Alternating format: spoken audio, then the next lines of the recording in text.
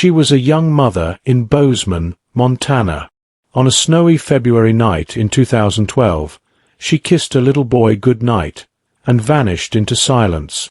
No robbery, no goodbye, only the signs of a brutal struggle. 4 years, the case went cold, until a single strand of DNA revealed the truth hiding in plain sight. On the night of February 8, 2012, in Bozeman, Montana, Sarah Langley, a 27-year-old social worker, returned to her cozy apartment after a grueling shift in a relentless snowstorm.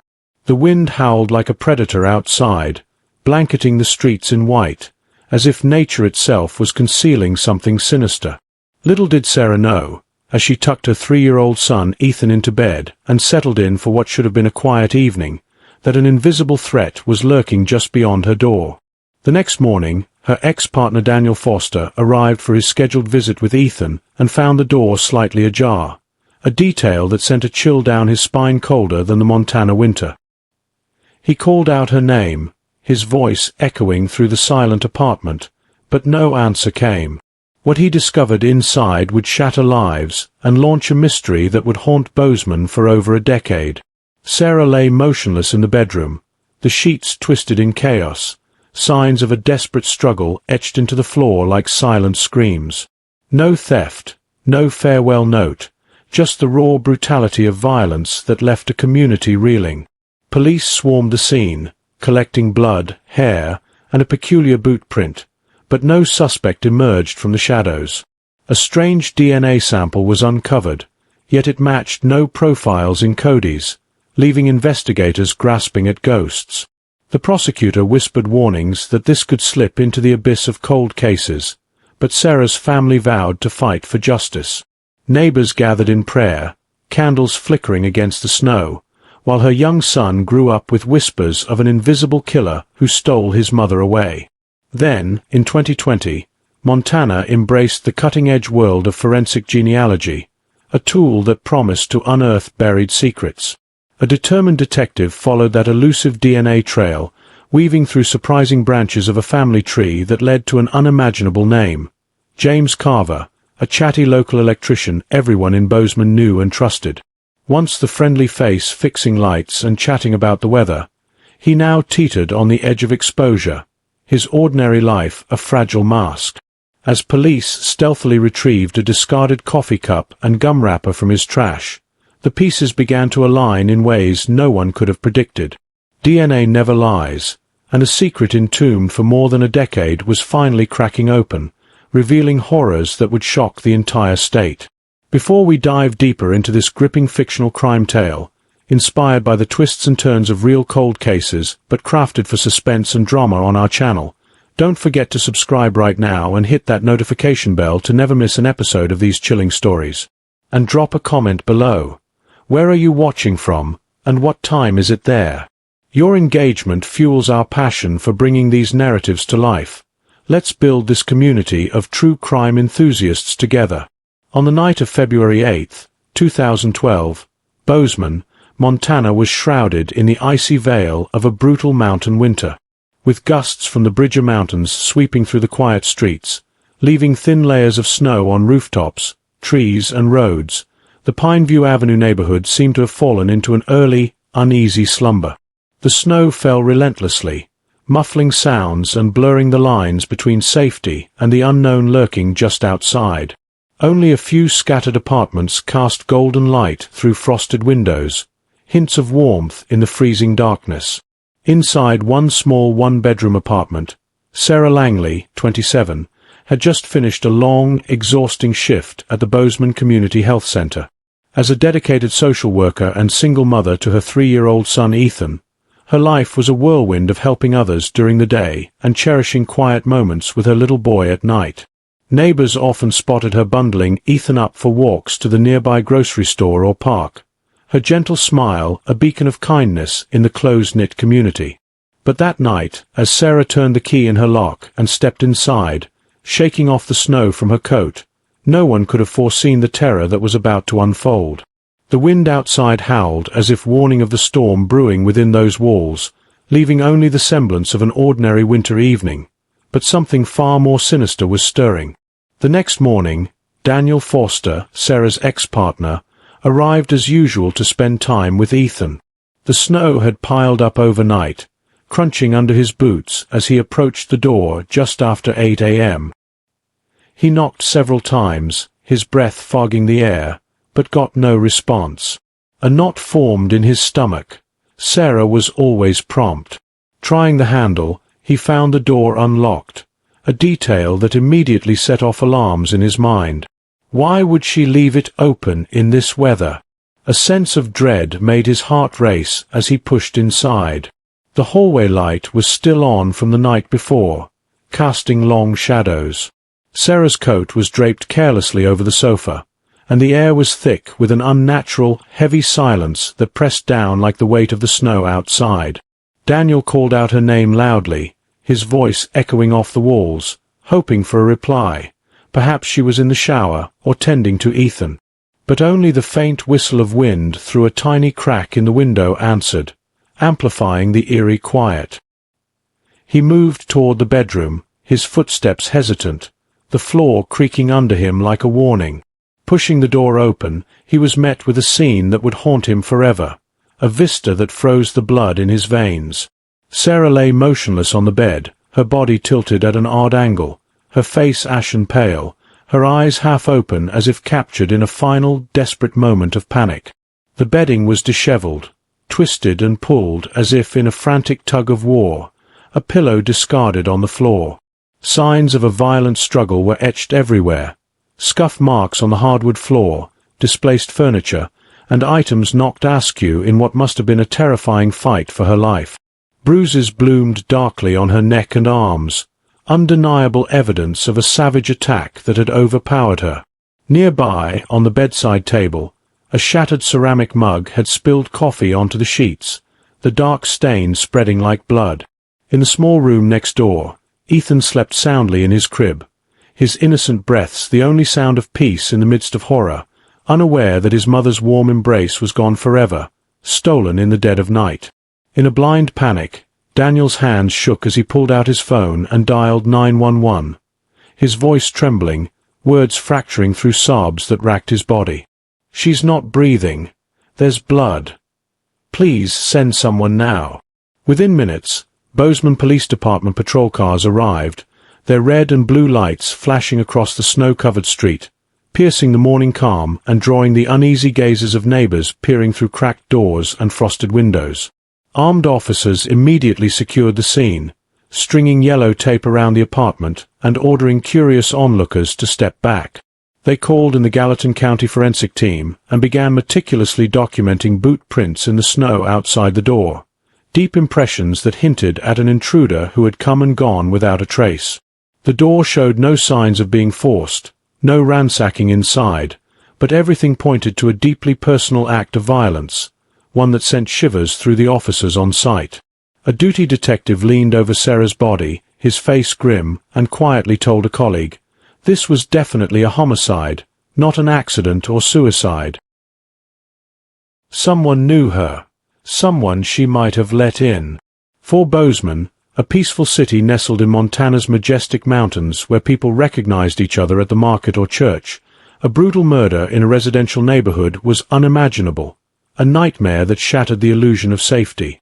The wail of sirens echoed through the small street, shattering the usual calm, signaling that the line between safety and danger had been broken in a single freezing night.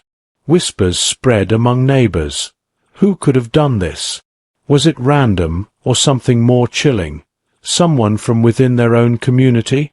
As red and blue lights still flashed on the thin snow, the Gallatin County forensic van pulled up in front of Sarah Langley's small home. Technicians stepped out, clad in pristine white hazmat suits, rubber gloves, and heavy toolkits. Without a word, they nodded to colleagues and got to work, knowing every passing second could erase fragile evidence that might be the key to unlocking this mystery. Police extended yellow tape, sealing off the surrounding area, forcing neighbors to huddle behind snow-covered fences. The already cold air grew tense and heavy, charged with the unspoken fear that the killer could still be nearby, watching from the shadows. A technician began photographing the exterior, the slightly ajar door, the porch with clear boot prints leading from the sidewalk to the entrance. The prints were deep, suggesting a heavy or hurried person, perhaps someone fleeing in panic after the deed was done. Silicone molds were carefully placed to preserve them for later comparison, every detail recorded with chilling precision to build a case that could withstand the test of time. Every scuff on the steps, every stray hair caught in the doorframe, was noted, as if piecing together a puzzle where one missing piece could let a killer walk free. Inside the bedroom, camera flashes lit up continuously, capturing the grim scene in stark detail. Sarah's body slumped on the bed, hair tangled, bedding in disarray as if frozen in the midst of chaos. The fallen pillow was marked with a yellow plastic tag next to the broken ceramic mug with coffee staining the sheets. A technician picked up glass fragments, placing them in a clear plastic bag labeled Evidence 15. Another used sterile tweezers to collect dark hairs, sealing them in a brown paper envelope with a signature and timestamp. On the bedroom door handle, they found a tiny dark red blood stain, quickly swabbed for sampling. Could this be the killer's? Every step was cross-monitored to ensure no errors, no contamination that could jeopardize the investigation. Meanwhile, another team scanned the living room and kitchen, shining flashlights into every corner, searching for that one clue that might reveal the intruder's identity. Their initial conclusion: no signs of forced entry, intact doors and windows, no missing valuables. This supported the theory that the killer was someone Sarah knew or let in, perhaps under the guise of friendliness, only to reveal a darker intent. The unlocked door hinted at trust betrayed, adding a layer of suspense to the case. Who in her life could have turned so deadly? Outside, neighbors shivered in the biting wind, whispering anxiously among themselves. A woman clutching her child, tears in her eyes, said, "We've never seen anything like this in Bozeman." An older man shook his head, voice choked.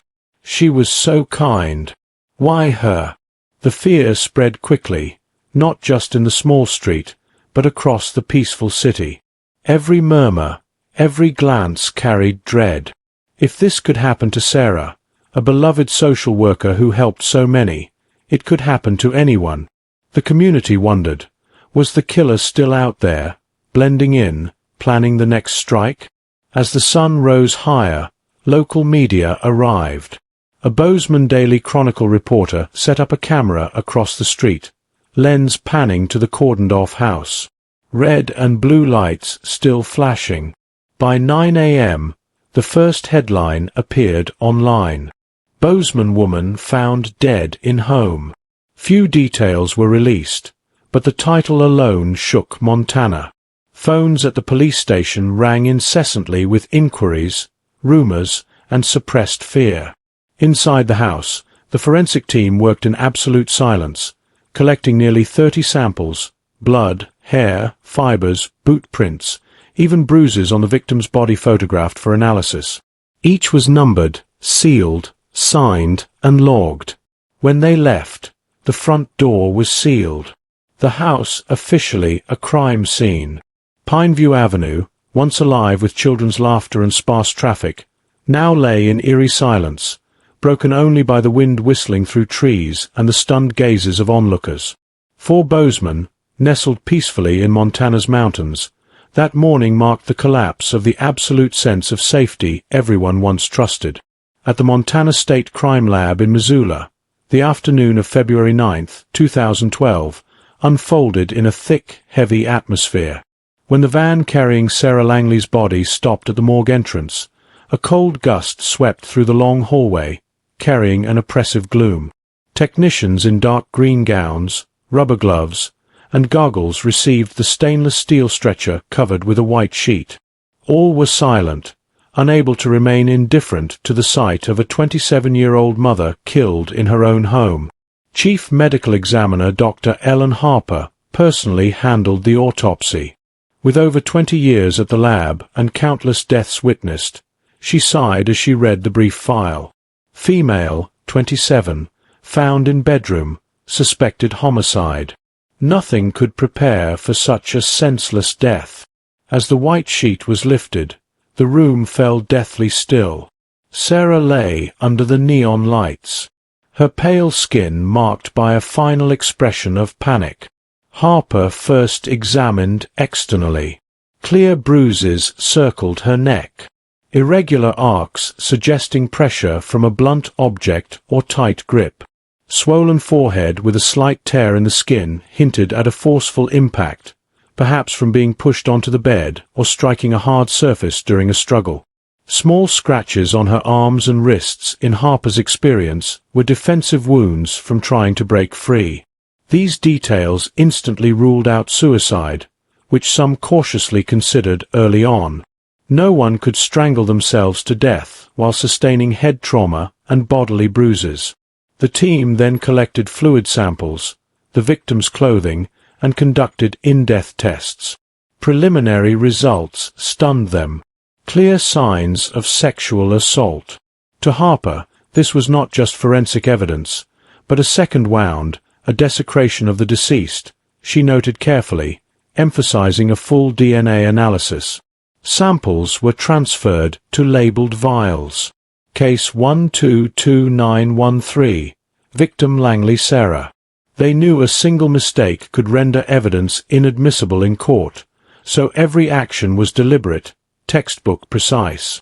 Hours later, detailed tests revealed a foreign DNA sample in the victim's body, unmatched to her or any previously excluded relatives. This was a critical breakthrough. A third party was in that bedroom, leaving undeniable biological evidence. The official report was drafted that night. Harper listed the cause of death: strangulation combined with blunt force trauma to the head. She added that signs of a struggle and defensive wounds proved Sarah fought desperately to survive. Sweat beaded on her face despite the cold room, each word written like an indictment against the still hidden killer. When the thick file was handed to the lead detective in Bozeman, the police station's meeting room grew heavier than ever. A young officer whispered, "We're dealing with a violent predator who might strike again if not stopped soon." On the projector, crime scene and autopsy photos flashed. Neck bruises, forehead swelling, arm scratches. No one mentioned suicide or accident anymore. All agreed Sarah Langley was the victim of a brutal murder with sexual assault elements. The news spread fast. Local media, which had reported vaguely the day before, now used murder investigation instead of suspicious death. In Bozeman's community, fear skyrocketed. Young mothers whispered they no longer felt safe alone at night. Parents held their children tighter at markets or school pickups. One death was tragic enough, but its occurrence in a locked home in a quiet neighborhood made everyone shudder. If Sarah could be killed like this, who was truly safe? For Daniel Forster, Sarah's ex-partner, the autopsy results left him stunned, sitting in silence for hours. Though separated, their relationship revolved around Ethan. He knew Sarah was strong, not one to give up easily. Her murder, coupled with sexual assault, was a knife twisting in his already shattered heart. In the case notebook, lead detective Karen Walsh wrote a brief haunting line. "The killer left DNA.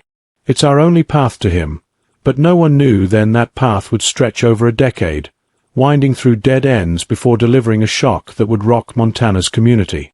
Once the autopsy results were released, the Bozeman Police Department moved to the next phase, narrowing down suspects.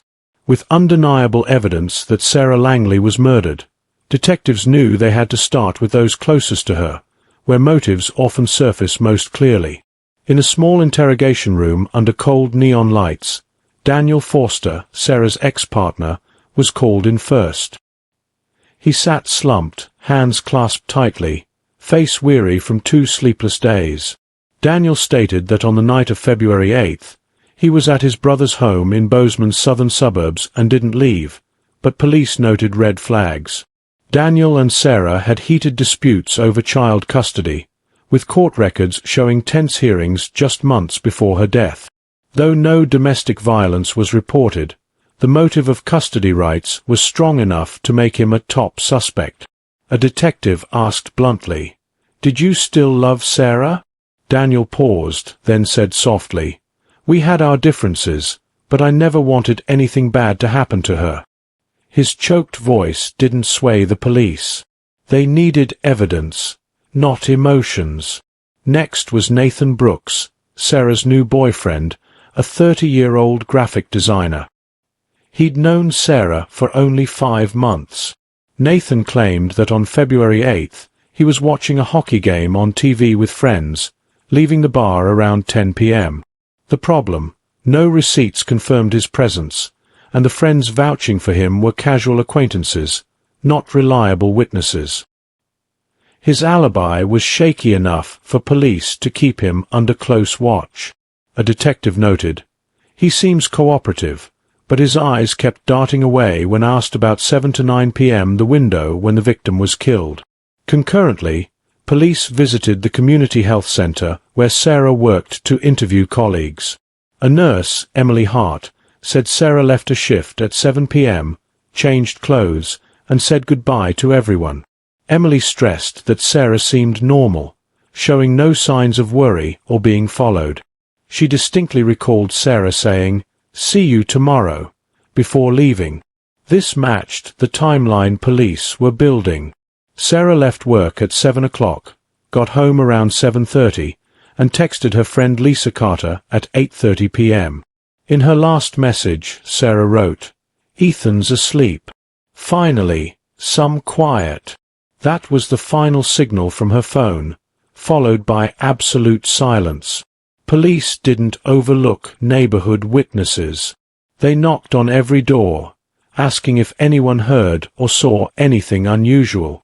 An elderly woman across the street said she noticed Sarah's lights on later than usual around 10 p.m., but heard no strange noises. A man down the street mentioned seeing a dark SUV driving slowly through the area around 8:30 p.m., but wasn't sure if it was relevant. These fragmented pieces were added to the investigation board, but they didn't yet form a clear picture, leaving investigators wondering if the key detail was hiding in plain sight. The initial suspect list was scrolled on a whiteboard in the meeting room. Daniel Forster, ex-partner, custody dispute motive. Nathan Brooks, boyfriend, vague alibi, an unidentified neighbor with a dark SUV. Other possibilities included a co-worker or a stranger with access to Sarah. But for now, the focus remained on the 2 men closest to her. Seasoned detectives knew most domestic homicides stem from close relationships. The truth might lie in Daniel and Nathan's statements if dug into deeply enough. So they decided to compare the DNA from Sarah's body with samples from both men. Both reluctantly agreed to provide samples. Results would take days, but promised to either clear or strengthen suspicions. While waiting, police built a more detailed timeline. They confirmed Sarah returned home right after her shift based on traffic camera footage showing her car passing a main intersection at 7:15 p.m. From then until 8:30 p.m. when she texted her friend, everything seemed normal. A gap emerged from 8:40 to 10 p.m. A window where all data went silent. No calls, no texts, no neighbors hearing loud noises. This meant the killer entered Sarah's home during that window, acted swiftly and silently. The investigative team noted no signs of forced entry, the door unlocked. This suggested Sarah willingly opened the door for the perpetrator, or they had a key. This detail intensified suspicion on Daniel and Nathan. Only they were familiar enough to be let into her home late at night. By the end of the first week after Sarah's death, the entire police department was under extreme tension. Public speculation grew. Some believed Daniel was the killer due to family discord. Others pointed to Nathan as the last person close to her. The media dug into every detail, while Sarah's family could only pray for the truth to emerge soon. Lead detective Karen Walsh pinned a red note to the board. All leads point back to two names. One of them is lying. In the quiet room, all eyes were fixed on the silent evidence, awaiting answers from the lab, the suspense building as the clock ticked. The DNA results from the lab were still pending, but mounting community pressure forced the Bozeman police to broaden their investigation. Detective Walsh and her team reviewed every citizen report, every rumor, every minute detail. Within days, they zeroed in on a name mentioned by several neighbors. A drifter often seen around Pineview Avenue, tall and bearded, frequently rummaging through trash or begging outside the nearby convenience store. Multiple people reported seeing him pass Sarah's house on the night of February 8th around 9 p.m. This instantly made him the easiest target to appease public concern, but was he the one, or just another red herring? Police quickly tracked him down. Carl Weaver, 42, a transient with a record of loitering in Bozeman. Carl was brought to the station in a filthy coat, his worn-out shoes caked with snowy mud. He admitted to passing through the area that night, but insisted he only scavenged the trash for bottles to sell, never entering the house. In the interrogation room, Carl sweated profusely, his voice trembling as he faced suspicion of murder. Detectives noted inconsistencies. His shoes were heavily worn, while the prints at Sarah's porch were sharp and deep. Moreover, the DNA from the victim's blood would soon provide clarity. To be thorough, they collected his hair, blood, and saliva samples. Carl was held for 48 hours, and word of his detention spread quickly. Neighbors sighed in relief. Maybe he's the one. The media hinted that a suspect was in custody, but 4 days later, the lab results came back. Carl's DNA didn't match the sample from Sarah's body. No evidence tied him to the scene. The public's initial relief turned to disappointment. Carl was released, looking exhausted, and vanished into Montana's cold. Neighbors sank back into anxiety.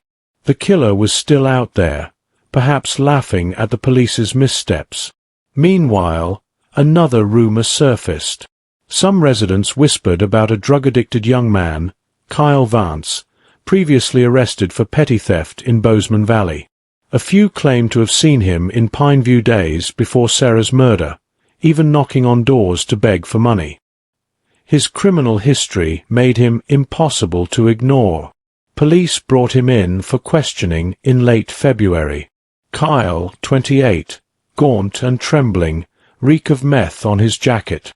In the interrogation room, Kyle was agitated. I had nothing to do with it. That night, I was at my girlfriend's trailer watching movies all night. When pressed for proof, his girlfriend confirmed they were together, but admitted they were high on drugs, unable to recall exact times. This deepened police suspicion. Kyle's DNA was sent for analysis, his shoes and clothes examined, but the results once again stalled the investigation. No matches. Kyle was charged with drug possession, but cleared of the murder. Two potential suspects, a harmless drifter and a drug addict, were released. The local media, hoping for a breakthrough, began questioning the police. Are they on the wrong track? Many in Bozeman doubted the authorities' competence. At community meetings, Sarah's parents sat silently, their eyes burning with anger as baseless rumors about their daughter swirled. To them, the police's pursuit of false leads not only wasted precious time, but tarnished the image of Sarah, a kind, dedicated woman who never harmed anyone. In the police station's meeting room, the whiteboard was littered with crossed-out names. Only Daniel Foster and Nathan Brooks remained prominent from the start. But if they were cleared, who was the killer? Why didn't the DNA match? A young detective muttered, "We're going in circles." Walsh slammed the table. "No lead is useless, but we've lost our way. We need to return to what's certain. The crime scene evidence." As night fell and snow covered the tracks on Pineview Avenue, the Sarah Langley murder case entered its third week in a haze of uncertainty. The killer remained at large. Bozeman's community lived in constant fear, and investigators felt the precious hours slipping away. False leads only made the path to truth longer and colder, building the suspense of whether justice would ever prevail. As the two potential suspects were cleared, and the Sarah Langley case hit a deadlock, the pressure on the Bozeman Police Department came not only from the files on their desks, but from the grieving people outside. Sarah's parents, Robert and Ellen Langley, called the station's hotline almost daily for updates. Robert's voice rasped over the phone. "Have you found anything yet? Every day that passes, I think of the killer walking free." Ellen, choking back sobs, repeatedly asked to see case files or photos just to feel Sarah wasn't forgotten. Their despair cut like a knife into the investigators, who understood they couldn't provide answers while lost in a maze themselves. The press, particularly the Bozeman Daily Chronicle, published relentless articles. Initially, brief Bozeman woman found dead in home. The reports grew into long analyses after weeks without answers, interviewing neighbors, experts, even criminologists from Montana State University. Headlines blared. "Who killed Sarah Langley? Bozeman demands answers." Online comments flooded in from locals and readers across Montana, filled with outrage, rumors, and speculation. The media inadvertently amplified the pressure, turning a personal tragedy into a collective obsession. In Bozeman's community, fear and grief intertwined. On a frigid Sunday evening in late February, hundreds gathered outside Hope Lutheran Church a few blocks from Sarah's home for a candlelight vigil.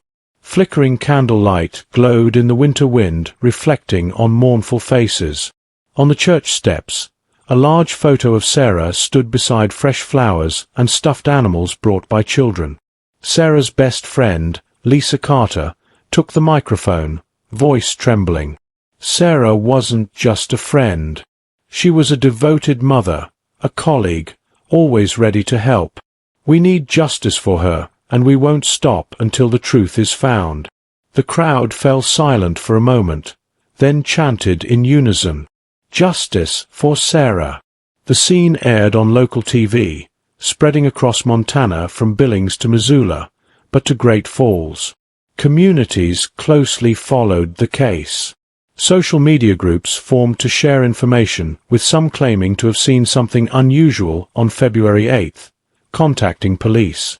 The Bozeman Police Department, used to handling petty theft or traffic accidents, now faced hundreds of daily calls and emails, mostly rumors, but potentially holding key clues. To manage the information deluge, police launched a dedicated hotline for the Sarah Langley case. Lead Detective Karen Walsh read a press statement on camera, her face stern, but eyes weary. "We urge anyone with information, no matter how small, to call the hotline. A seemingly trivial detail could break this case." The hotline number was bolded in newspapers, repeated on local radio, and posted on public bulletin boards across Bozeman. However, the torrent of news and public opinion was both a hope and a burden. Some callers vented fear. Others reported false or mistaken information. Late at night, the hotline sometimes received calls with only heavy breathing before hanging up. Yet the detectives believed one call among hundreds could hold the critical lead to trace the killer. The Langley family, though exhausted, refused to give up. Robert and Ellen attended nearly every vigil, often speaking to the community. "We know Sarah can't come back, but we won't let her killer rest easy."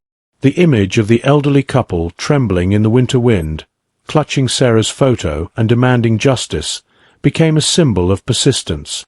In the police station's meeting room, the whiteboard was plastered with notes, names, timelines, and evidence. Despite dozens of new leads from the hotline, none shifted the case's trajectory. A young officer sighed. "We're drowning in noise. The truth is out there, buried in false tips." Walsh gripped her pen, responding, "We can't give up. The public may pressure us, but from them, a single clue could lead to the killer." As February closed, the Sarah Langley case was no longer just one family story. It became Bozeman's shared pain, a deep crack in the sense of safety long taken for granted. Residents kept lighting candles and praying while police sifted through the darkness of overlapping leads. But one question echoed in everyone's minds. Who killed Sarah? And when would justice speak? While Bozeman's community remained in shock with candles lit nightly outside Hope Lutheran Church inside the police station, Detective Karen Walsh and her team knew the greatest pressure wasn't from the media or public, but from a small vial holding the DNA sample from Sarah Langley's body. It was their most valuable evidence capable of identifying the killer, or at least narrowing the investigation. On February 15, 2012, the DNA was carefully packaged, labeled Case 122913, Langley, Sarah, Biological Evidence, and sent to the National CODIS database. They hoped, even prayed, it would match a known offender from Montana or beyond. While awaiting results, the meeting room's atmosphere was stifling. Detectives took turns staring at the whiteboard packed with details. Daniel Forster, ex-partner, custody motive. Nathan Brooks, boyfriend, vague alibi. Lesser names like Carl Weaver, the drifter, or Kyle Vance, the addict. But these were just theories. Only the CODIS results could break through the fog. When the lab's email arrived, the team gathered. Karen opened the PDF, scanning the bolded words. No matches found. Those 4 words hit like a hammer, shattering fragile hope. No profile in the millions stored nationwide matched the sample from Sarah's body. The killer had never been arrested, left no trace in the system, or was simply a ghost still out there. A young officer sighed in frustration. "We're back to square one." Karen closed the report, her voice firm, but eyes tired. "No, we still have the DNA. It doesn't lie. The system just doesn't know who he is yet." Her words were more reassuring than certain, but everyone knew the harsh truth. With 2012 technology, no match meant a dead end. In the meeting that followed, the team discussed next steps. Some suggested pressuring key suspects, Daniel and Nathan, with more surveillance or interrogations. Others urged focusing on the community, reviewing everyone who interacted with Sarah in her final month. But all knew that without a DNA match, every theory was an endless loop. The media reported that Bozeman police found nothing from scientific evidence. Online forums speculated the killer might be an out-of-state transient who fled post-crime. These rumors deepened the Langleys' despair. Robert repeatedly told TV crews, "If there's DNA, why can't they catch him? I don't understand." But in 2012, forensic genealogy, tracing suspects through familial DNA wasn't widespread, only gaining traction after the 2018 Golden State Killer case. For Bozeman in 2012, everything hinged on CODIS. No match meant no progress. Though disappointed, Walsh insisted on preserving the DNA sample under optimal conditions, hoping future technology would shed light. "Don't forget," she told the team. "Biological evidence can last decades. We don't know who killed Sarah yet, but he left a piece of himself. One day, he won't escape." In the days that followed, the case slid into the orbit of a cold case. Police continued receiving hundreds of hotline calls, mostly irrelevant or false. The Langleys kept attending vigils, clutching Sarah's photo, their eyes heavy with disappointment. In everyone's minds, the case became an open wound seen by all, felt by all, but unhealable. In the 2012 year-end report, the Bozeman Police Department wrote a single line: "Primary evidence, DNA sample, no match in CODIS. Case remains open." Those dry words couldn't capture the detective's frustration. Those who believed they held a golden key only to find the door to truth still locked. From then on, hope for solving Sarah Langley's case was a flickering flame, awaiting a scientific miracle. By late 2013, after months of no progress, the Sarah Langley case was officially classified as a cold case. The thick file of witness statements, crime scene photos, autopsy results, and Cody's reports was sealed, numbered, and stored in the Gallatin County Sheriff's Archive. On the file's spine, two stark words, "Open, Unsolved," marked the end of the initial efforts. Over the years, new detectives came and went, occasionally reviewing the file, checking details, but quickly turned to more urgent cases. Sarah's case faded into the past, lying dormant on a cold wooden shelf with only dust and fading reports as witnesses. Despite their age and frailty, Robert and Ellen Langley persisted on a path they believed only relentless pressure could force justice to speak. In late 2014, they founded the Sarah Langley Memorial Fund, initially to support their grandson Ethan's education, but soon a symbol for the demand for truth. At fundraisers, they recounted Sarah's story, sparing no painful detail to convey the injustice. "We don't just want to remember Sarah," Robert said at a charity auction to dozens. "We want to ensure her killer never rests easy." Local media stayed on the case. Each year on the anniversary of Sarah's death, the Bozeman Daily Chronicle published reminders, but her parents actively pushed the story further. They contacted producers of cold case TV shows like Cold Case Files and Dateline NBC, sending declassified files, crime scene photos, and old news clippings. When an episode about Sarah aired in 2018, Bozeman relived the painful memory. Cameras captured Ellen in her living room clutching Sarah's photo, saying, "I'll never stop until my eyes close. I'll keep calling out the killer, even if he hasn't shown his face." Her words rang like a vow. The national television coverage helped Sarah's story spread further, becoming a textbook example of justice delayed. At conferences on improving homicide investigations, experts cited the case to highlight the limitations of early 2010s forensic technology, DNA, and evidence existed. But without matching tools, the perpetrator remained elusive. Sarah Langley could have had justice sooner. An expert at a 2019 Montana criminology conference said if forensic genealogy had been available then in Bozeman's community, Sarah's name took on a meaning beyond an individual. At annual vigils where hundreds of candles lit up outside Hope Lutheran Church, families of other unsolved murder victims joined in. They saw Sarah as a shared symbol for all souls without answers. Banners outside the church read, "Justice for Sarah, justice for all." Sarah's son, then 10 years old, stood among the crowd holding a candle. His sad but resolute eyes a living testament to his mother's unfinished legacy. Robert frequently faced cameras for interviews. On a local radio program, he once said, "People say time heals wounds.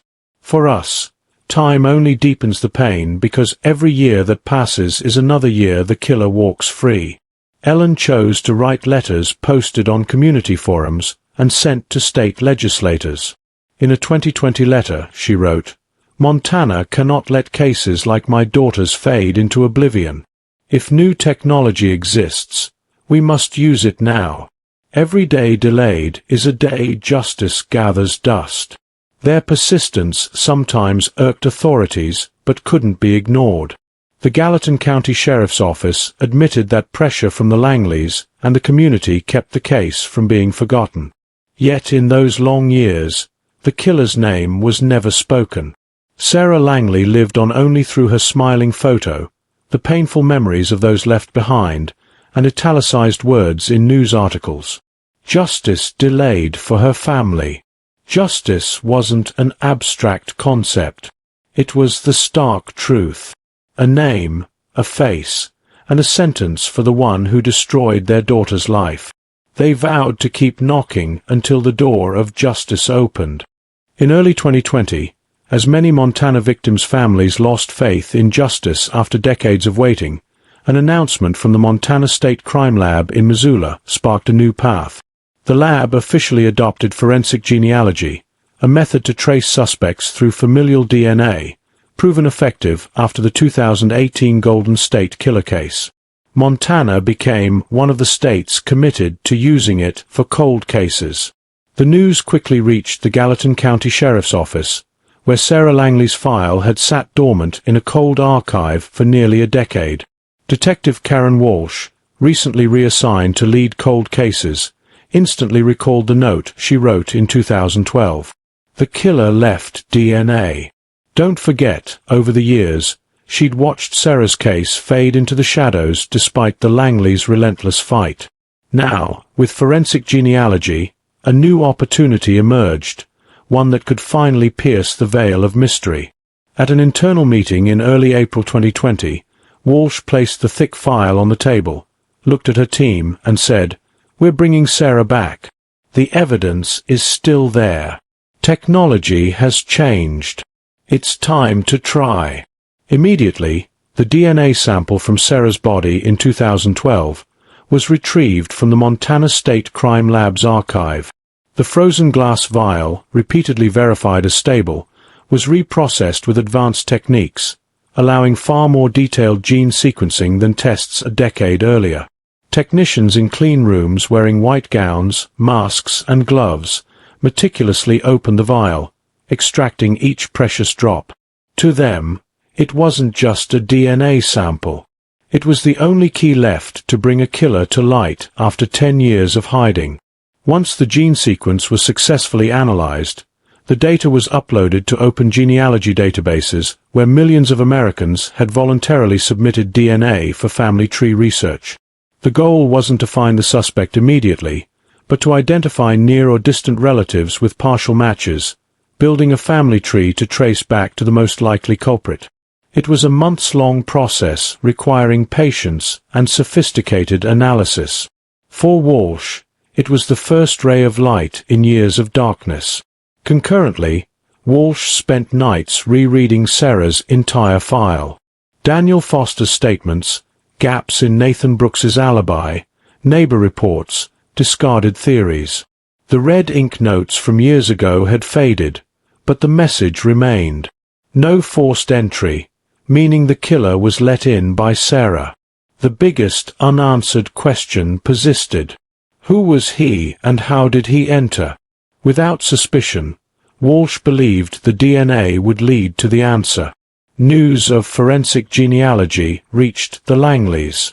In a private meeting at their home, Walsh told Robert and Ellen, "We've sent Sarah's DNA for testing with a new method. This time, we have real hope." Robert gripped his wife's hand, eyes tearing up.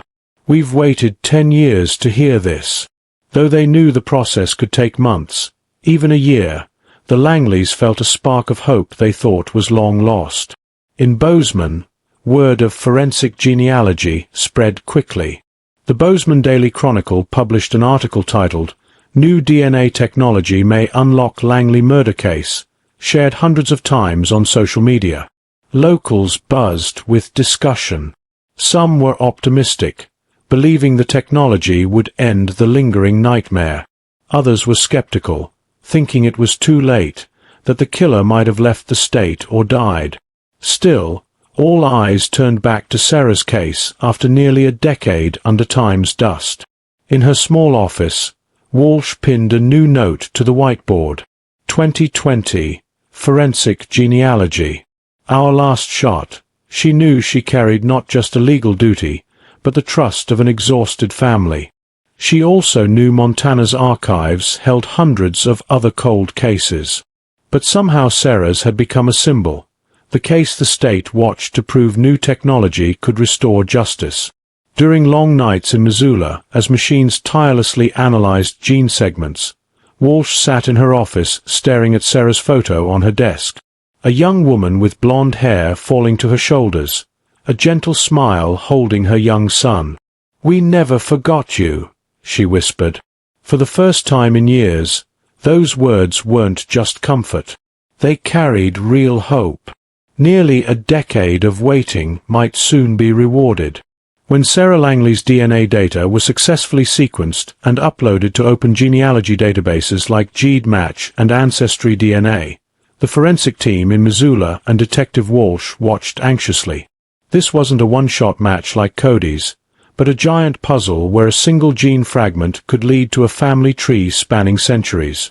The first matches appeared on screen, not the killer, not parents or siblings, but distant relatives, third cousins or further. Still, for analysts, this was the necessary starting point. A notable match came from Ancestry DNA, a middle-aged man in Great Falls, Montana, over 150 miles from Bozeman. He had no criminal record, having submitted his DNA for family history research. This coincidence opened a lead. The killer likely shared a bloodline with him. Genealogists began reconstructing the man's family tree, stretching across generations from early 20th century Montana settlers to branches migrating to Idaho and Wyoming. Walsh worked closely with an external genealogist. On a large board, they drew red lines connecting branches, names, birth dates, and residences. From one stranger's name, a tree with hundreds of people emerged. But Walsh knew only one could be the killer. Their task was to narrow the circle. Further analysis revealed the lineage split into three main branches after the great-grandfather's generation. One long settled in Billings, another moved to Missoula, and a third scattered across Bozeman and nearby areas since the 1990s. The third branch was immediately starred in red. If the killer had access to Sarah, he almost certainly lived or worked near Bozeman in 2012. The following nights, the team drowned in data, scouring birth records, death certificates, marriage licenses, even old newspaper clippings. Each fragment narrowed the scope. The sprawling family tree was trimmed, leaving three likely lineages. Within each, they targeted men aged 25 to 45 in 2012. Fitting the DNA profile and crime behavior. The initial list of over 20 names shrank through eliminations based on residences and personal history. By late summer 2020, Walsh's whiteboard listed 3 surnames, 3 distinct branches, one in Billings, one in Missoula, one in Bozeman. Next to each, she noted the number of living male members, their ages and basic profiles. "We're closer than ever," she told her team. Her voice steady but eyes alight. "From an anonymous DNA sample. We've narrowed it to 3 lineages. The killer is hiding here." The Langleys were updated on the progress. Hearing the family tree had been narrowed, Robert teared up. "I never thought this would happen. After all these years, we finally have a real direction." Ellen gripped his hand, her eyes shining, though they knew the journey was still long. In Bozeman, news of forensic genealogy spread through articles. Locals began to grasp that this wasn't a game of chance, but a complex scientific investigation. "If they can find the killer from distant relatives in Great Falls," a neighbor of Sarah's said, "maybe we'll finally get answers." Hope, once extinguished after years, flickered like a small flame in the wind. For Walsh, the challenge wasn't over. Narrowing to 3 lineages was only a midpoint.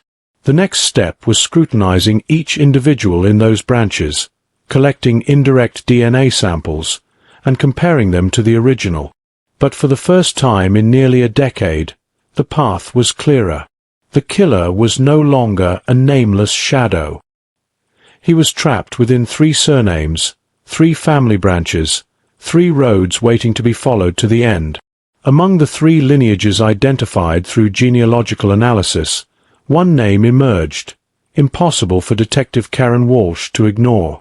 James Carver, 45, a long-time Bozeman electrician. Carver's name wasn't unfamiliar to police. He was questioned in late 2012, weeks after Sarah Langley's death. Back then, he lived just a mile from Sarah's home, frequently visiting Pineview Avenue to repair electrical systems for regular clients.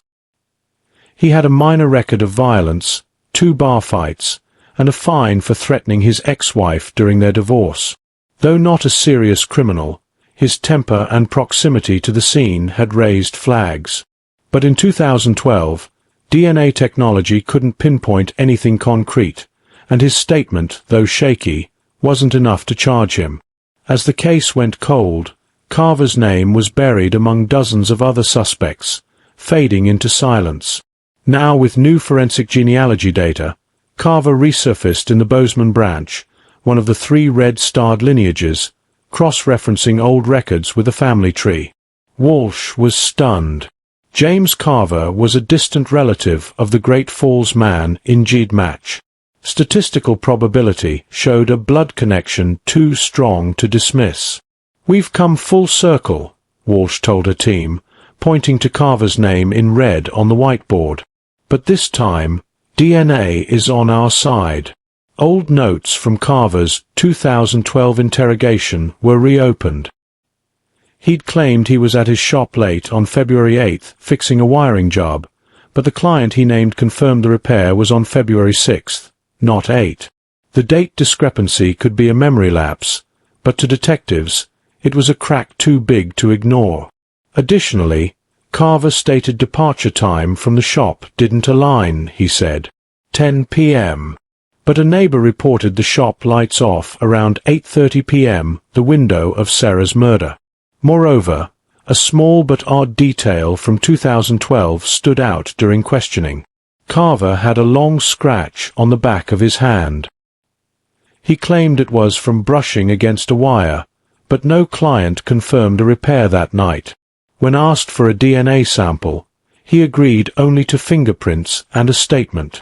Back then, police lacked legal grounds to compel a DNA sample, and as the case stalled, this detail was buried in hundreds of pages.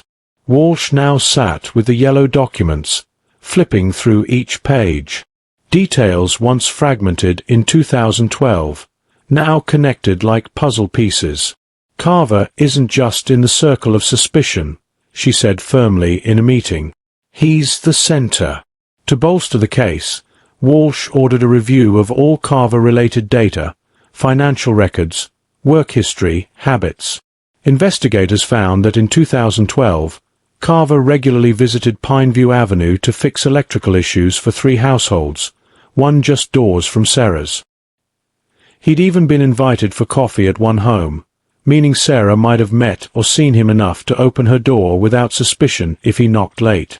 When internal whispers leaked that an old suspect was being re-examined, the Langleys felt both hope and dread. Robert recalled, "I heard Carver's name in 2012, but then nothing more.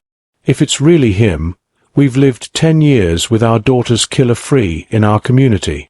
Anger mixed with unease pushed the family to urge police to act swiftly.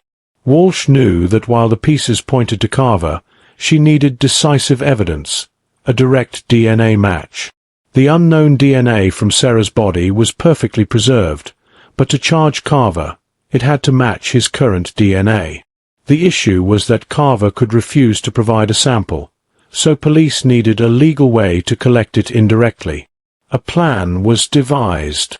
Tail Carver, waiting for him to discard a personal item, a coffee cup, gum, or soda bottle for DNA. A covert surveillance team was formed, tracking him from shop to home. On winter nights in 2020 Bozeman, with snow piling on car windows, investigators patiently waited for Carver to slip. Meanwhile, Walsh couldn't shake her obsession. She repeatedly reviewed 2012 crime scene photos, cross-referencing Carver's old statements, hunting for contradictions. She believed the DNA would soon expose him, but prepared for every scenario, knowing after all these years that justice never came easily. On the whiteboard, amid crossed-out names, only 2 bold red letters remained. Carver, the killer, was no longer a vague shadow in a sprawling family tree.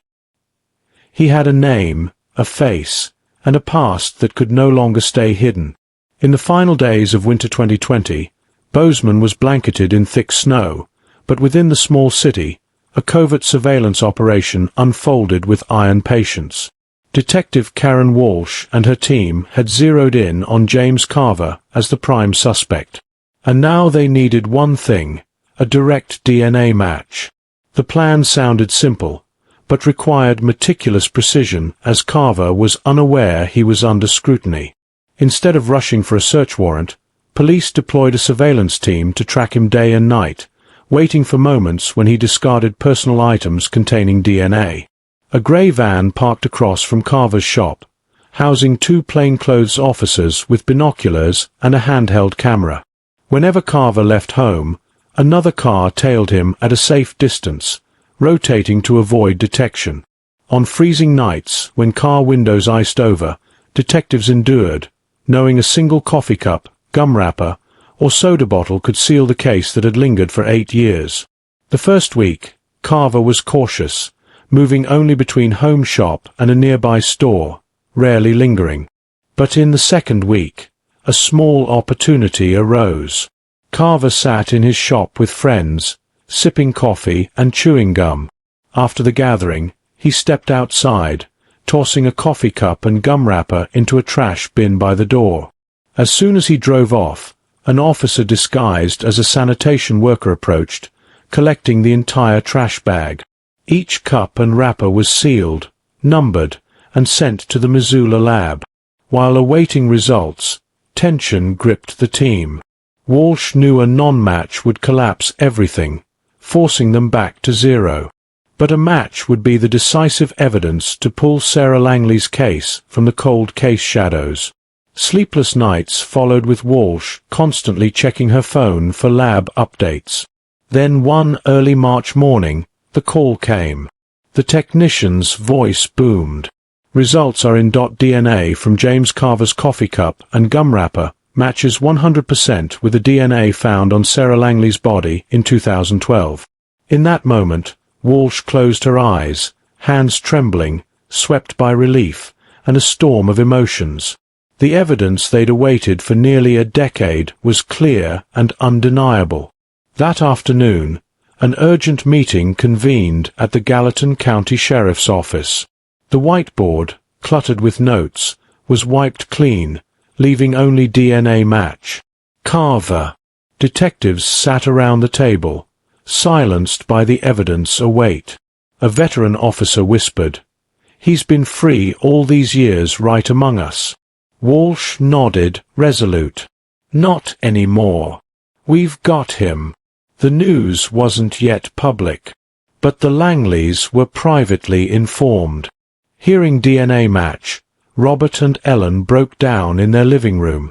Ellen, sobbing, clutched her face. "Sarah, my girl, we finally have a name." Robert gripped his wife's hand, whispering, "We didn't wait in vain." For them, this wasn't just a breakthrough. It was light. After a 10-year ordeal, however, Walsh knew the DNA was just the starting point for a long legal battle. To ensure a conviction held in court, she needed supporting evidence, witness statements, a timeline, and overlooked traces from the 2012 file. Once Carver was arrested, his defense team would scrutinize the DNA collection process. But Walsh believed that with a perfect match, they held the strongest card. Bozeman's community, unaware of this breakthrough, continued lighting candles monthly. If they knew police had identified the killer using technology unavailable in 2012, they might realize justice, though delayed, could return. In her quiet office, Walsh looked at Sarah's photo on her desk, whispering, "We heard you, and this time he won't escape." That night, as snow fell silently on Bozeman's roofs inside the police station, all eyes focused on one goal: preparing the arrest warrant for James Carver. The man DNA had named, the one who took Sarah Langley's life. The absolute DNA match was a turning point, but to turn scientific results into legal action, Bozeman police needed the next step: an arrest warrant. Detective Karen Walsh and her team brought the updated file to the Gallatin County Prosecutor's Office. On Chief Prosecutor Michael Reed's desk lay a fixed stack of documents, 2012 crime scene photos, forensic reports, the Cody's analysis from that year, and most crucially, the 2020 DNA comparison showing a 100% match between the sample from Sarah's body and James Carver's discarded items. Reed read each line, occasionally looking up at Walsh. "We have a real shot. This isn't just suspicion anymore. It's direct evidence." 4 hours, they refined the petition to the court, ensuring every detail of the process was clearly documented to withstand any defense challenges, Reed added. The DNA sample was collected from discarded items in public, legally without a warrant, sealed, and fully chain of custody compliant. When the file was complete, he handed it to Walsh for her investigative signature. "Walsh, how long have you waited for this?" She sighed, voice hoarse. 8 years. And now it's time. The next morning, in the quiet Gallatin County District Court, Judge Linda Hayes flipped through the thick file, setting her glasses down. She looked at Reed and Walsh. "This DNA evidence is compelling. I see no reason for delay. I'm signing an emergency arrest warrant for James Carver." The sound of her pen on paper rang like a bell of reckoning. The warrant was stamped in red, effective immediately.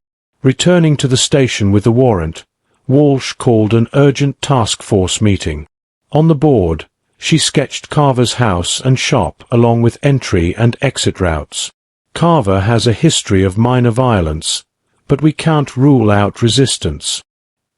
He's familiar with electrical tools, and the shop is full of potential weapons." A lieutenant suggested a nighttime arrest, but Walsh shook her head. "No, at night he has the advantage. We'll go during work hours when he's busy with wiring, less alert, and witnesses are around to deter rash actions." The plan was set. Wednesday morning, the task force would approach the shop at 10:30 a.m., when Carver typically opened, but wasn't swamped with customers. 2 patrol cars would block the road's ends. A plainclothes team would enter pretending to inquire about repairs, while the arrest team swept in from behind. Every scenario was calculated. If Carver barricaded himself, they had a search warrant. If he resisted, an armed team was ready. But Walsh stressed, "Priority 1 is a safe arrest. No gunfire. We want Carver in court, not in a coroner's report." The night before the operation, Walsh sat alone in her office. She placed Sarah Langley's photo on her desk, her gaze lingering on the young woman's gentle smile. 4 years, this case had haunted her like an unpaid debt. Now, with the arrest warrant in hand, she knew justice was at the door, but she also felt the weight. One mistake could unravel everything. She whispered like a vow, "Sarah, tomorrow we'll name him." On the morning of June 15, 2022, Bozeman's sky was clear. The crisp early spring air enveloping the street where James Carver's small shop stood. Since dawn, patrol cars quietly took positions at both ends of the road while plainclothes task force members posed as customers walking into the shop. At 10:30, the shop door was wide open, the hum of an old fuse box mixing with the clink of metal tools. Carver, in a grease-stained jumpsuit, was crouched checking a panel when a man in a leather jacket approached, asking loudly, "Got time to check a wiring issue?" Carver looked up, frowning. But before he could reply, the shop's rear shutter slammed open and 5 armed officers stormed in, shouting, "Police! James Carver, you're under arrest for the murder of Sarah Langley." In that instant, Carver froze, eyes wide, grease-covered hands stilled on the panel. He stammered, "What is this? A mistake. I didn't do anything." An officer swiftly cuffed his hands behind his back as Walsh stepped forward, reading the warrant aloud, word for word. Carver's face paled, and he tried to protest, voice trembling. "I just fix lights. You've got the wrong guy." His words echoed through the shop amid the smell of oil and the drone of an idle drill. Police sirens wailed outside, drawing neighbors and passers-by. Curious onlookers gathered, eyes wide as Carver was escorted out in his greasy jumpsuit, handcuffed. A middle-aged woman gasped, "My God, he's fixed lights for this town for over a decade. How could he?" A man nearby shook his head, stunned. "I took my house to him dozens of times. Unbelievable." Shock spread like wildfire as Carver was a familiar face, an ordinary man in Bozeman's small community. By noon, the news exploded across Montana's media. The Bozeman Daily Chronicle front page blared. Arrest made in 2012 cold case murder of Sarah Langley. Local TV interrupted regular programming for live coverage from the scene. Images of Carver, head bowed, being led to a police car aired on every evening broadcast. News outlets from Billings, Missoula, and Great Falls reported in unison, emphasizing that after a decade, new DNA technology had cracked one of Montana's most haunting murders. At a press conference, Walsh stood sternly beside Prosecutor Reed. "DNA doesn't lie," she declared to dozens of microphones. "We matched the sample from the 2012 crime scene to James Carver's personal items. The results are a perfect match. This is a decisive breakthrough, and today we arrested the suspect." Her words rang with finality, marking the moment justice began returning to Sarah Langley. The community's reactions were mixed. Some sighed in relief, believing the decade-long nightmare had an answer. Others couldn't believe it. Social media erupted with comments. "He seemed so nice. I knew him." Countered by, "Don't forget Sarah. She's the victim. DNA proved it." Heated debates flared, but all eyes turned to the upcoming trial. The Langleys, upon hearing of the arrest, were flooded with mixed emotions. Robert, teary-eyed, told TV cameras, "We waited 10 years for this moment. Though a long road lies ahead in court, at least now we know justice is moving." Ellen clutched Sarah's photo, voice choked. "My daughter will never come back, but at least the killer's name has been brought to light." In the quiet shop after the arrest, oil stains lingered on the floor, half-fixed panels left abandoned, but no one cared about repairs anymore. All eyes were on the Gallatin County Courthouse, where James Carver's fate would be decided. For Bozeman, June 15, 2022 wasn't just an arrest day.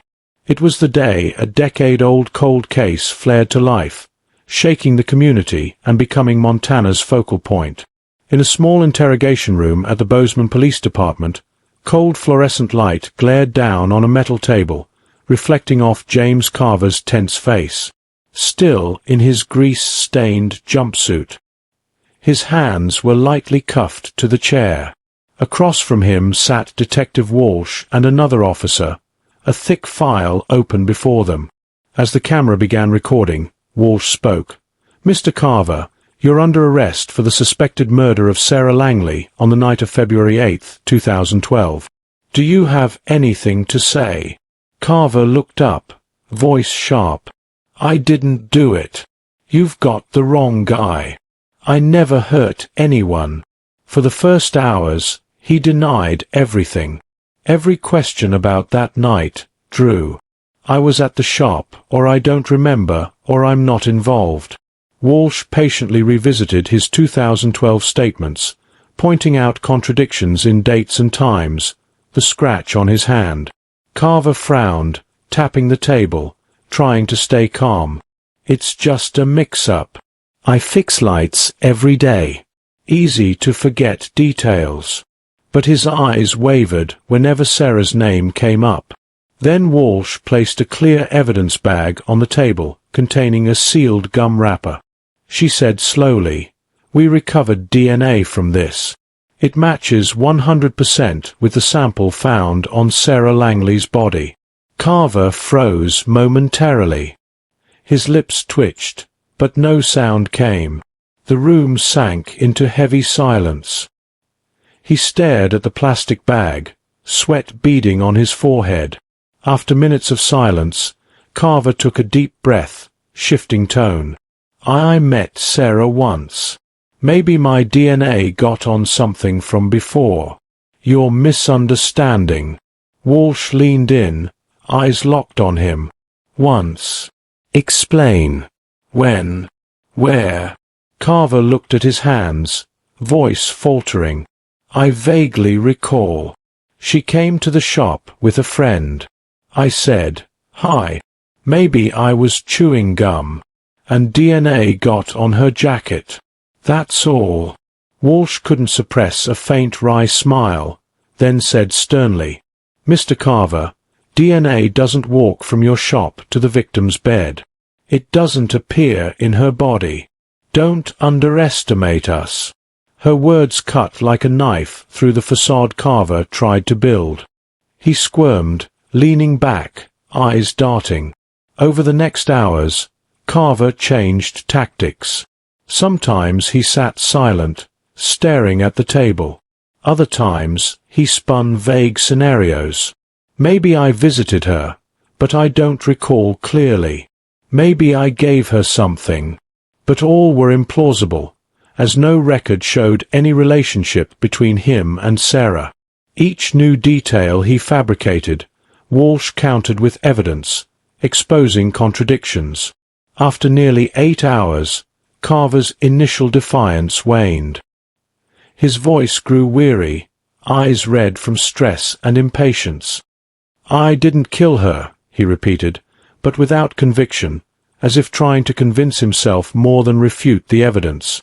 In her report, Walsh noted, the suspect visibly wavered when confronted with DNA evidence, initially denying outright. He later attempted to explain his DNA's presence, but his statements were contradictory and illogical. This behavior suggests clear awareness of an undeniable truth. That night, as Carver was escorted back to his holding cell, his face was transformed, no longer defiant, only weighed by anxiety. In the dim hallway, Walsh watched, her heart heavy.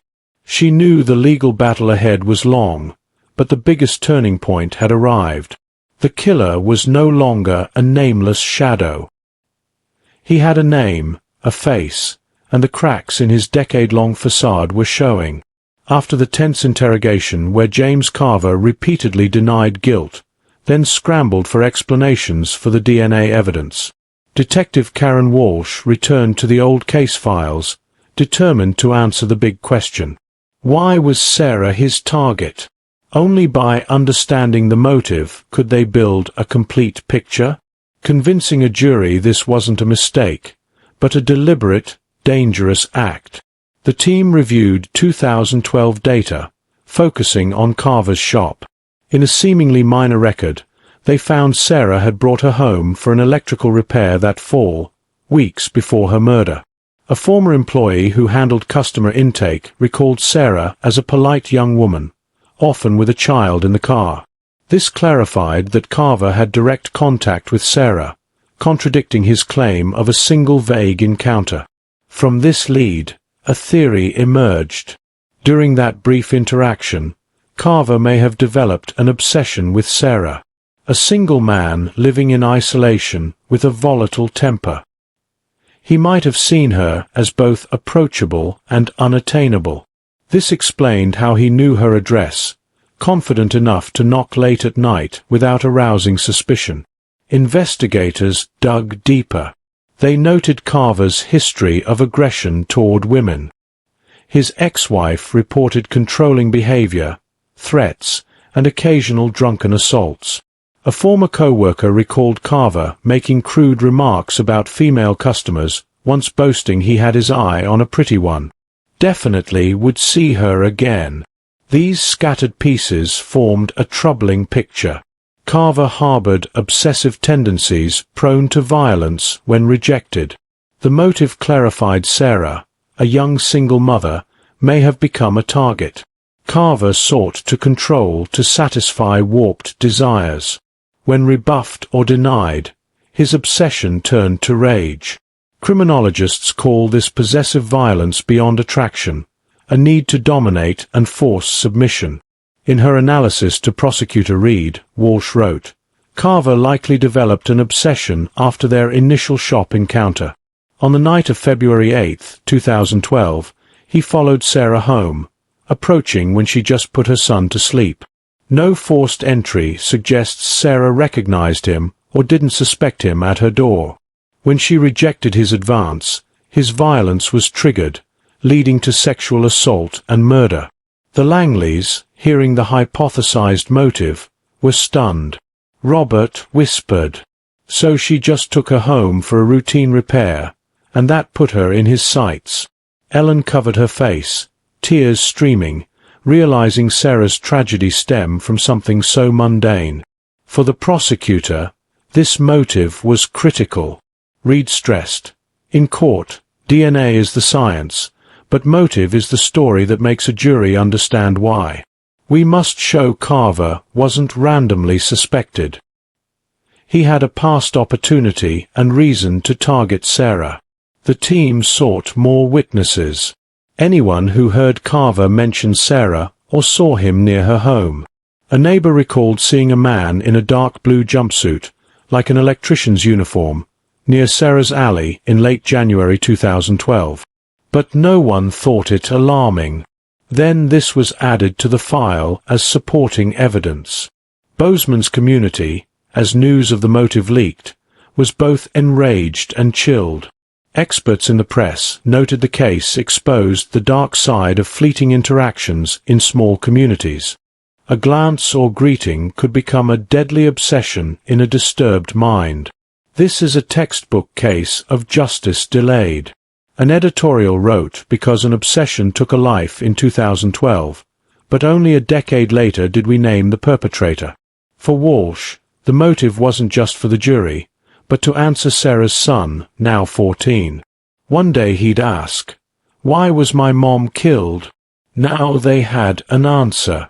A man with a sick obsession, unable to accept boundaries, turned a chance encounter into a bloody tragedy. When prosecutor Michael Reed officially announced the DNA results in a private meeting with the Langley family, the small room in the Gallatin County Courthouse was steeped in tense silence. Robert and Ellen sat across from him, their aged hands clasped tightly, eyes trembling with anticipation. Reed set the file on the table, his voice calm but resolute. The DNA sample from the 2012 crime scene matches James Carver's DNA perfectly.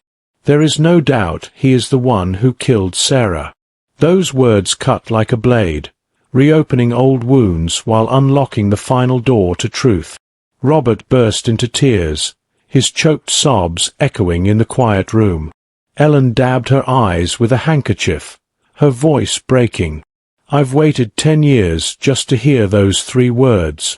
No more doubt. Sarah's son, now 14, was present. Until now, he only vaguely knew his mother was murdered.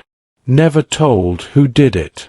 Hearing James Carver, his face flickered with confusion, then sank into silence.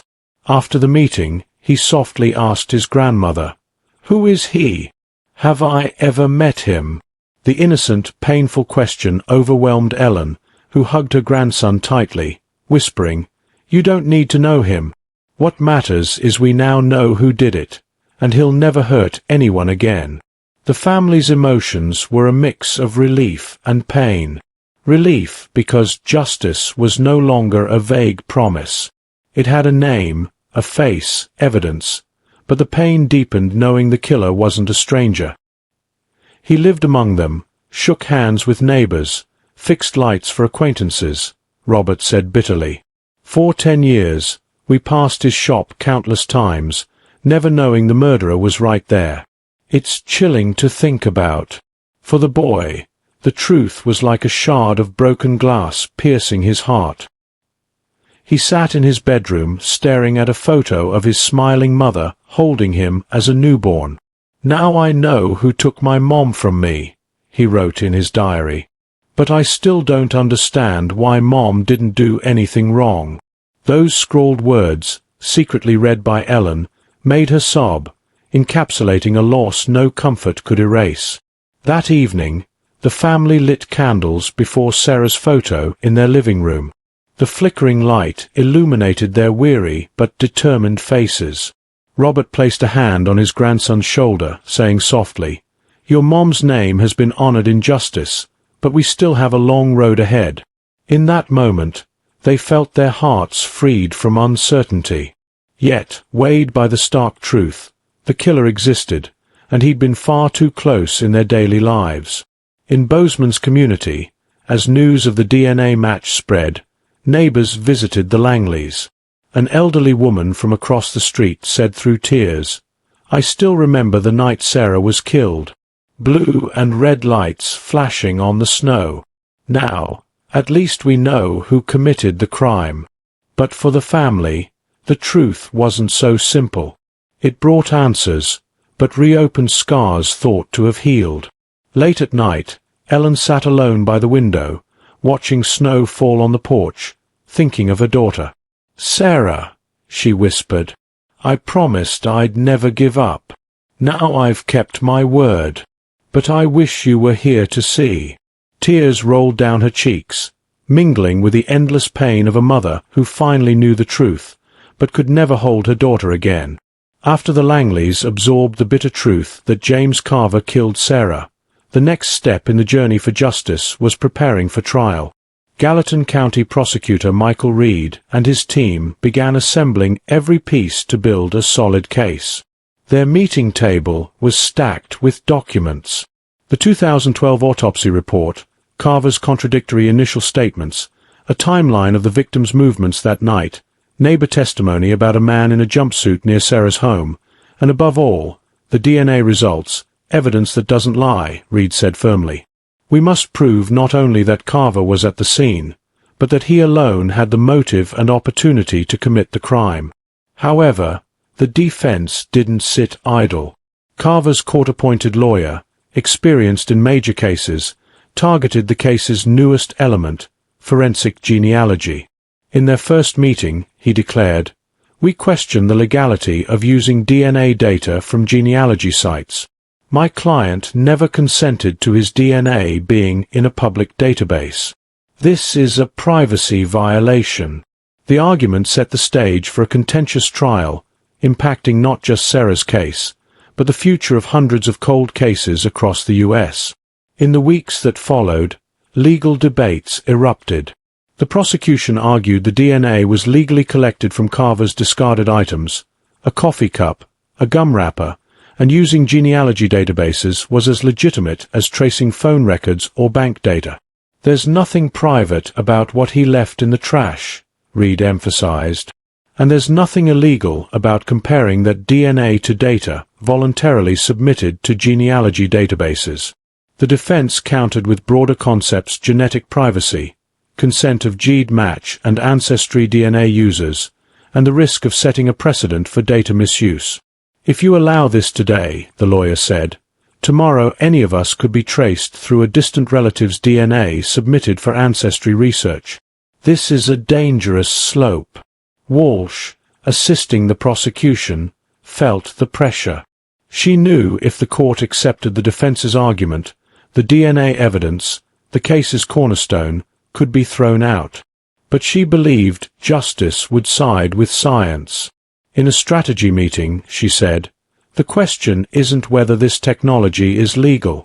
It's whether we'll let a murderer walk free just because the technology outpaces current law."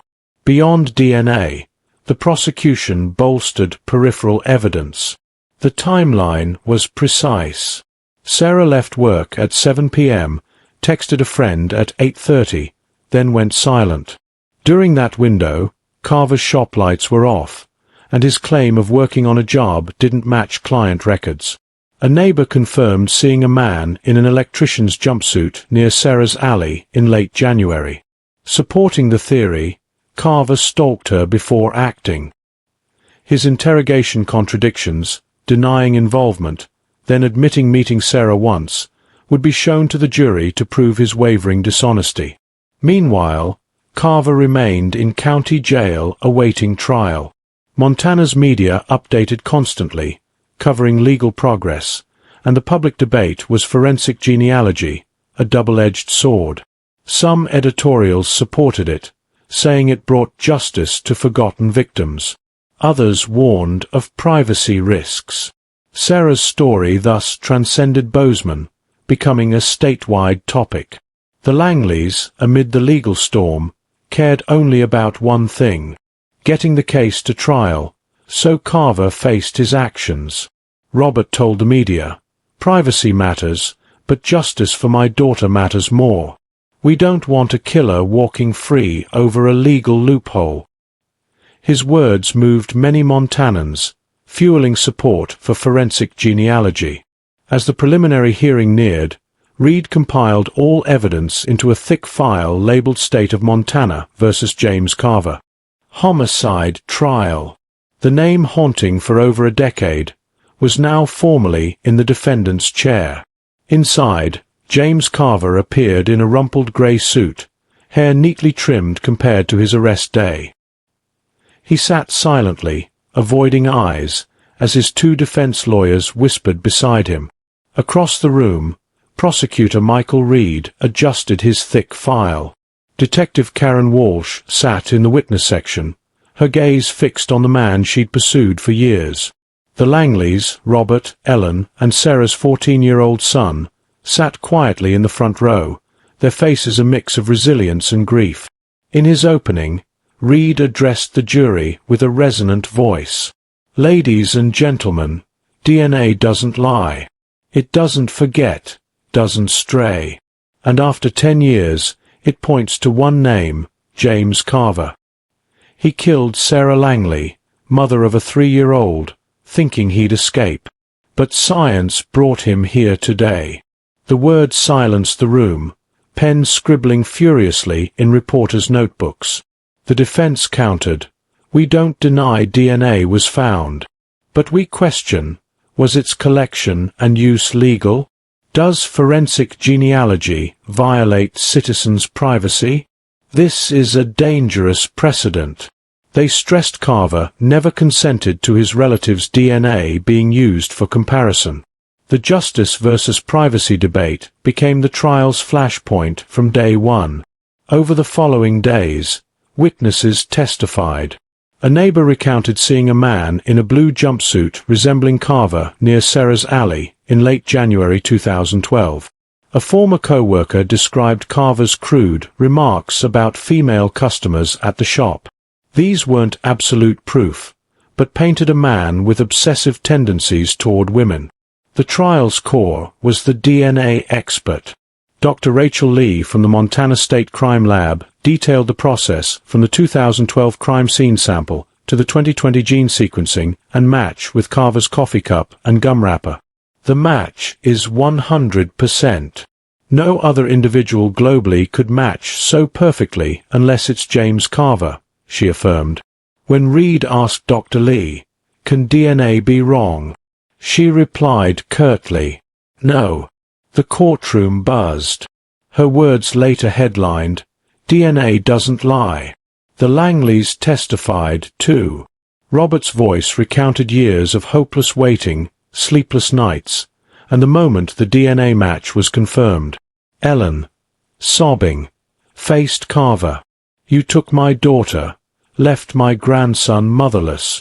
Look at us and see your crime's consequences." The room fell silent, many wiping tears. Sarah's son, now 14, wasn't a witness, but his sorrowful eyes moved the jury. The defense tried sowing doubt, suggesting DNA could transfer indirectly, that open genealogy databases were invasive. But the prosecution fired back. Carver's DNA wasn't on a sleeve or steering wheel. It was in the victim's body. No one can explain that except his crime. In the third week, the jury watched Carver's 2022 interrogation video. His denials, waverings, and claim of meeting Sarah once played on a large screen. His sweating face and darting eyes vivid. Reed stood, pointing, This isn't an innocent man's words. This is someone who knows DNA exposed him and is desperately seeking an out. 4 weeks, reporters covered every detail. The Bozeman Daily Chronicle called it the trial of the decade. Montana radio aired constant commentary, debating DNA technology's legal implications. In coffee shops, locals argued some couldn't believe the familiar electrician was a killer. Others said the evidence was undeniable. As the trial neared its end, tension peaked. Reed closed his prosecution with a powerful statement. Sarah Langley can't defend herself anymore. But science spoke for her. Don't let justice be delayed again. Deliver the verdict she deserves. The room fell silent. All eyes on the jury who'd listened for weeks and now held James Carver's fate. When the jury returned, the Bozeman courtroom's air was thick, as if everyone held their breath. The 12 members, faces solemn, took their seats. Judge Hayes asked the familiar question, "Have you reached a verdict?" The jury foreperson stood, holding a trembling paper. "We find the defendant, James Carver, guilty of first-degree murder, recommended sentence, life without parole." In that moment, the room erupted with sobs, sighs of relief and stunned silence. Carver sat motionless, face pale, eyes blank on the floor. His lawyers bowed their heads, knowing arguments about privacy or DNA procedures couldn't save him. The judge delivered the final sentence. Voice-firm James Carver, you are sentenced to life imprisonment at Montana State Prison with no possibility of parole. You will spend the rest of your life in confinement, and justice for Sarah Langley has finally been served. The gavel's bang ended the weeks-long trial. The Langleys embraced, tears streaming. Robert, voice trembling, told reporters, "Justice came late, but it came. We promised we'd never give up, and today we kept that promise to our daughter." Ellen held her grandson's hand, whispering, "Your mom's honor is restored. You can hold your head high." Montana's media erupted. Evening news showed Carver escorted from court with commentary. A decade-long cold case finally solved. Editorials praised the police's persistence and DNA technology's new era in investigations. But beneath the triumph lingered a heavy truth. Bozeman faced the reality that a killer lived among them for years in a familiar shop. Everyone visited. In town, candlelight vigils dwindled, replaced by community meetings on neighborhood safety. Residents discussed locking doors better, reporting strangers. Bozeman healed slowly, but Sarah's memory lingered in a photo at the local library. A scholarship fund in her name whispered stories in Main Street's small cafes. For the Langleys, the verdict didn't erase the loss. Robert admitted, "We'll never truly close this chapter. Sarah will always be missing from our dinners, our holidays, but at least we no longer live in uncertainty." Sarah's son, now a teenager, understood his mother died from a cruel act, but learned from his grandparents' resilience and belief that justice, though delayed, could prevail. Bozeman returned to daily life, but the collective wound never vanished. On winter nights, as snow blanketed roofs, many recalled February 2012, when red and blue lights flashed on snowy streets. Montana's image remained serene, towering mountains, quiet towns under snow. But beneath that calm, Sarah Langley's memory and the case's shadow endured, a reminder that even in the safest places, darkness could creep. Only truth and justice could bring light, however late, to wounds that never fully heal. The story of Sarah Langley and James Carver's conviction isn't just a cold case closed, but a mirror reflecting issues in modern America. First, it shows forensic technology's power. Without forensic genealogy, DNA comparison via ancestry databases, Bozeman's mystery might have remained unsolved. This underscores the need to invest in science and investigative technology to protect communities and deliver justice even years later. Second, it warns of seemingly harmless daily interactions. Sarah simply took her home for a routine repair, becoming the target of a warped obsession.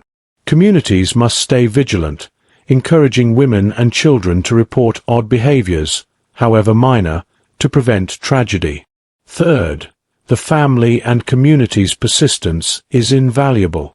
Sarah's parents never gave up for a decade, founding a memorial fund and pressuring media, keeping the case alive.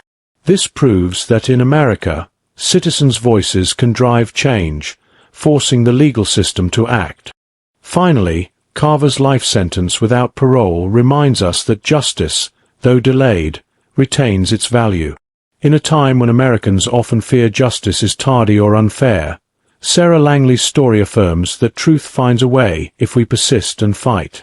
If you found the story of Sarah Langley's case and the decade-long journey for justice meaningful, please subscribe to stay updated on future stories. Thank you for joining us, and see you in the next video with more journeys to uncover the truth. If you're still watching, drop a comment with "I'm still here," so we know who's riding this case out with us.